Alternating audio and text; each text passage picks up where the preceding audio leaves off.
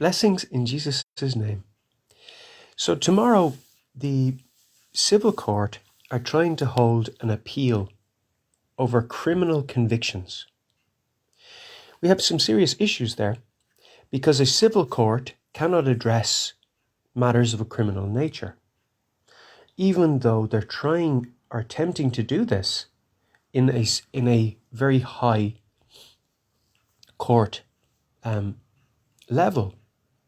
So at this court level is the Court of Appeal, which is the court you go to when you want to appeal a matter that occurs in a high court.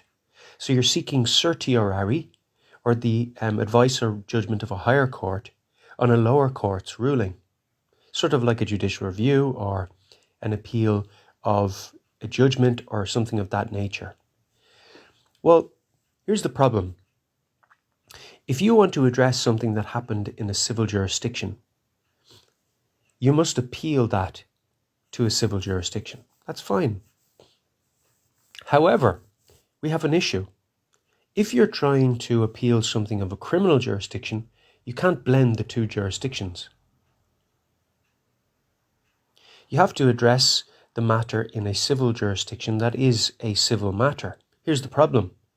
We have a criminal act, one that's supposed to govern criminal matters, purporting to afford guards access to civil courts and purporting to address civil matters. These sections are sections 115 and 117 of the Criminal Justice Act 2006. Note, Criminal Justice Act.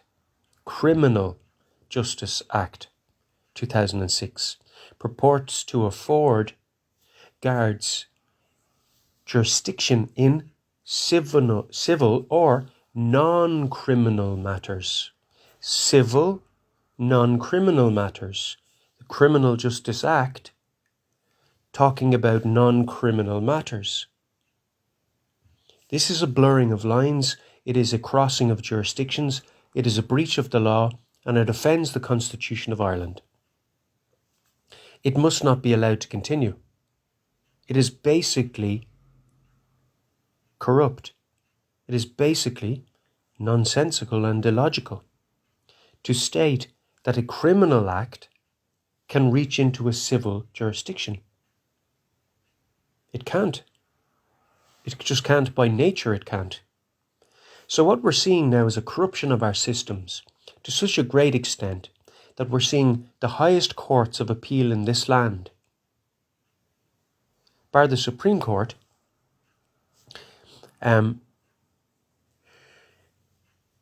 I'm correct on that,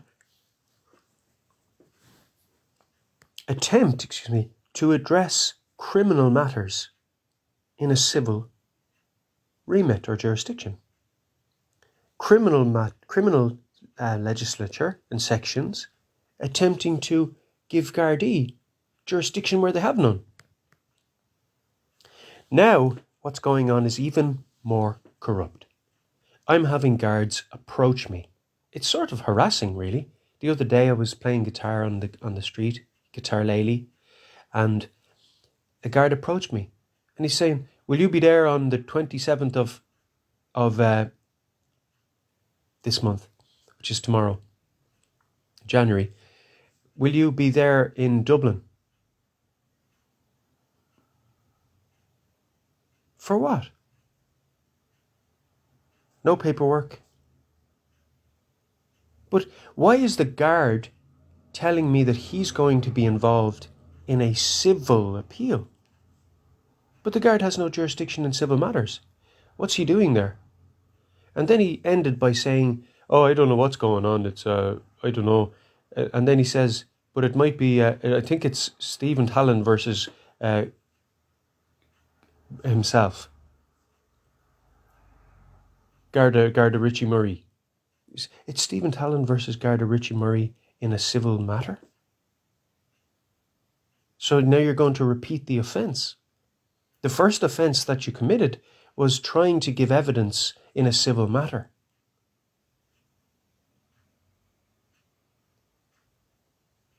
Why would guards be giving evidence against a citizen in a civil matter? That should never be a mechanism in any country, ever. Because the guard has had to show favouritism. That's not allowed of his office. It's not allowed of the office of a judge. If a judge becomes aware that a guard is operating in bias, he cannot hear the evidence. He cannot permit the guard, and that's in a criminal jurisdiction. So the guard not having any jurisdiction in civil matters, it's absolutely unheard of, preposterous, ridiculous that a guard would be allowed to represent a group of people over another group of people, coming to that conclusion himself. I'll represent these ones and not these ones in this civil jurisdiction where I have no right to be and no lawful access to. And now they want to have a civil appeal in the Court of Appeal of criminal convictions. The appeal was to overturn the quashing of criminal convictions. But you can't do that in a civil court. You can't overturn convictions. You can only address the civil matter. What is the civil matter? Why would a guard ever be involved in that? So here they are, having hearings on the 15th of December, I believe it was, or the 25th, no, it wouldn't be, that would be Christmas Day, but the 15th of December, the 15th of December, they had a hearing and didn't tell me. Nobody told me they were having a hearing on the 15th of December. And that was to organise a hearing on the 13th of January that I was only told about a week or so before. I was only given a little bit of notice there over Christmas that they were going to have a hearing on the 13th to say whether another party would get involved or not. And then on foot of the hearing on the 15th of December, they had another planned hearing on the 27th of January.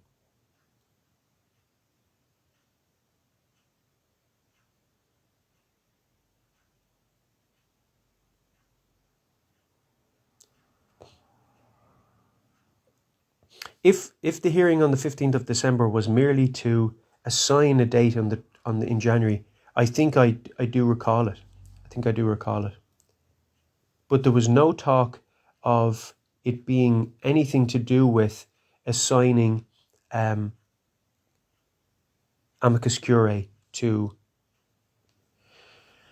what do you call them, the Human Rights and Equality Commission. No talk of that at that stage, none whatsoever. It was only to assign a date for hearing. Nothing said about the Human Rights and Equality Commission's planned involvement. That didn't come about till the very end of December and into January. No, it came very late December, I think, early January, where they started trying to make contact with me. And even staff of the court were sending people out. Staff of the court now, not staff of the Human Rights and Equality Commission. Staff of the court were sending me out information that should have been coming from them. And this was supposedly prior to the court making their decision as to whether they would be amicus curiae or not, if my memory serves me correctly. So how can they not be involved?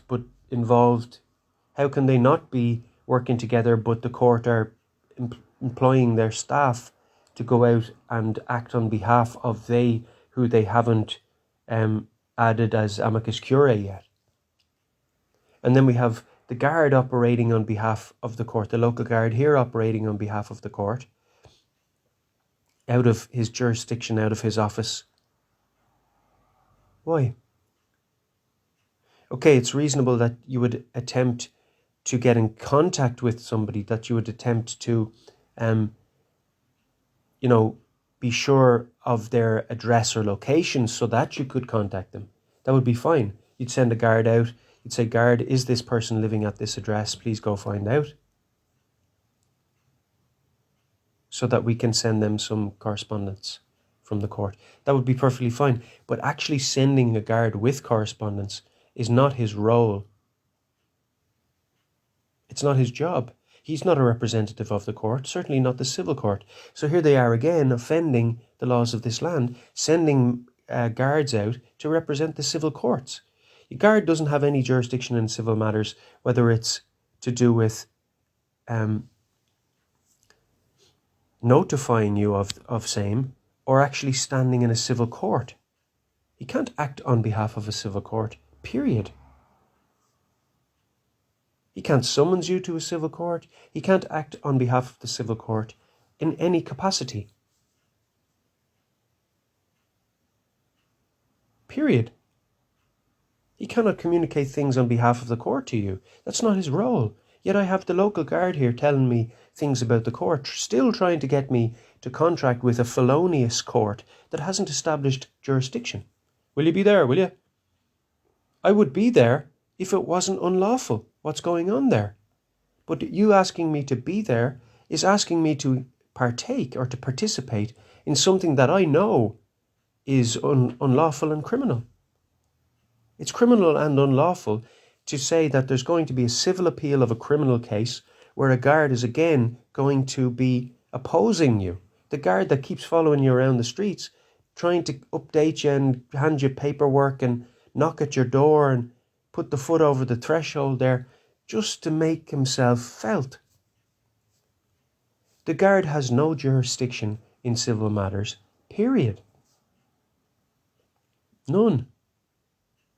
He doesn't have any access to civil court, period. So a civil appeal is a civil appeal of a civil matter. It's not a civil appeal of a criminal matter because the two jurisdictions are separate. A guard has no jurisdiction in civil matters. So what's he doing going around telling people it's going to be him against them in a civil appeal? Oh, I can get you the paperwork if you want it. No, you can't. You're not an officer of the court. You simply can't. You're not an officer of the court, period. And you've no access to civil court. What are you saying you can get the paperwork?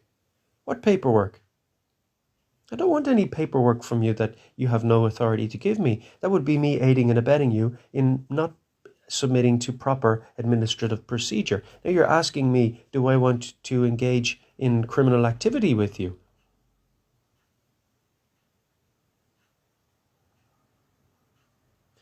Civil matters are civil matters. Guards have no jurisdiction there, period. Doesn't matter their rank. The commissioner of the guards, the police commissioner, doesn't have any jurisdiction in civil matters. No more than the entry-level guard in terms of authority and rank. He doesn't have any jurisdiction in civil matters. And he'll tell you that himself, because that's what his training in Templemore teaches him. Now, we have an issue to address, and that matter is that Section 113, 114, 115 and 117 of the Criminal Justice Act 2006 are attempting to address protocols and procedures in civil matters and are attempting to give guards jurisdiction where they don't have any. And it is all on foot of merely a politician writing this legislation and passing it. The police should have no jurisdiction in civil matters. What are they thinking? Now they're asking guards to basically play judge, jury and executioner on the side of the street with an adult behaviour warning headed piece of paper saying, you must stop. I must what? Is this a cease and desist order? It can't be. You haven't gone through due process of court. This is not a court order. What are you handing me this for?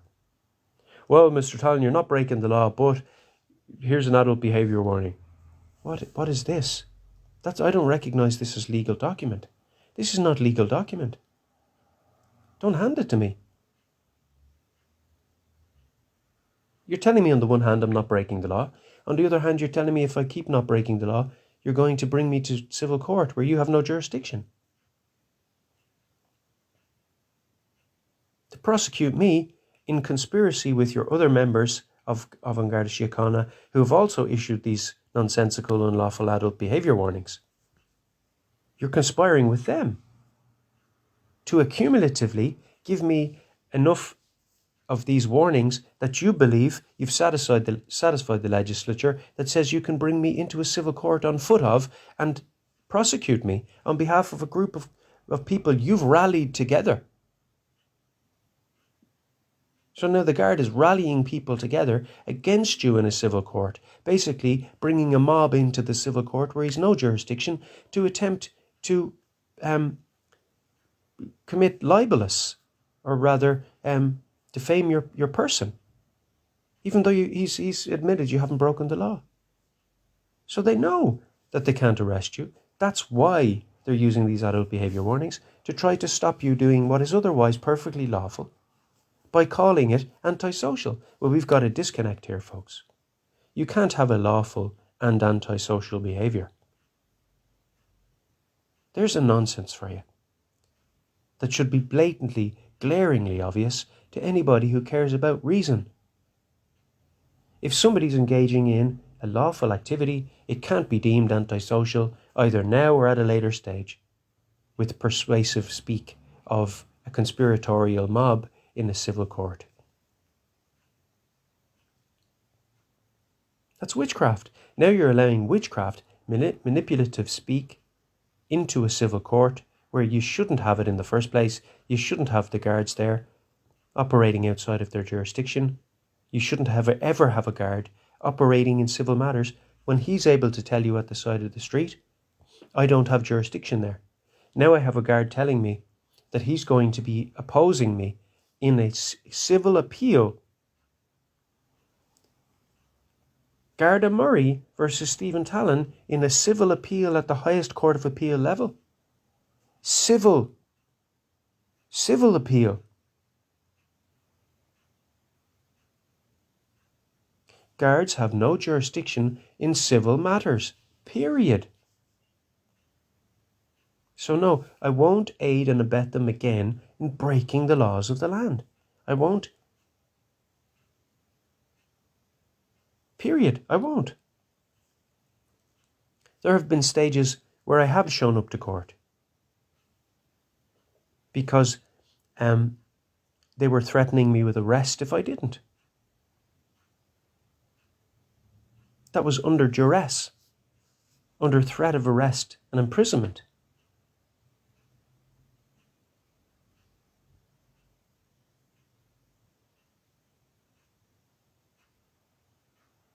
Imagine they're saying, you must show up and aid and abet us in criminal matter or we're going to put you in prison.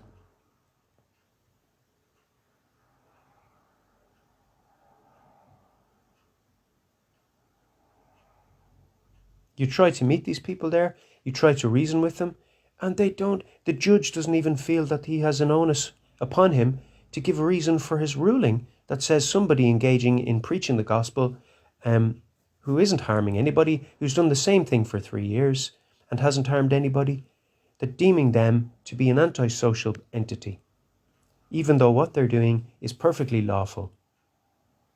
And it has been stated as such on numerous occasions by members of An Garda Síochána. Mr. Tan, you're not breaking the law, but there's the disconnect. But you shouldn't be trying to impose yourself upon me. But you can't say that I'm doing something antisocial when I'm doing something lawful, simply because other people would rather I didn't do it. Here we have a complete compromising of our laws and the preservations such as presumption of innocence. Because they're saying, we don't care that you're being lawful and that we must presume you're being innocent.